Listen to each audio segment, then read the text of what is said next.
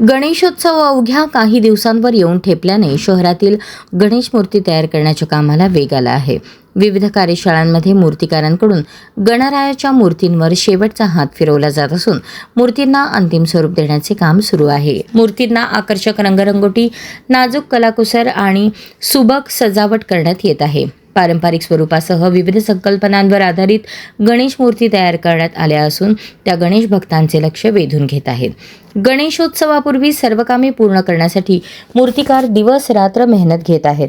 कार्यशाळांमध्ये गणेश भक्तांचीही लगबग वाढली असून लवकरच या मूर्ती घरगुती गणेशोत्सव तसेच सार्वजनिक मंडळांच्या मंडपात विराजमान होणार आहेत. सारिका जवायरे इचलकरंजीहून आले.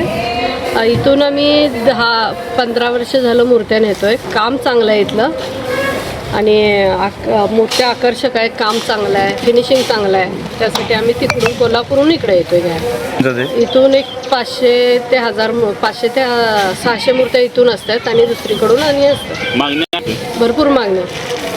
वर्क, फेटा, स्टोन वर्क सगळं करतोय.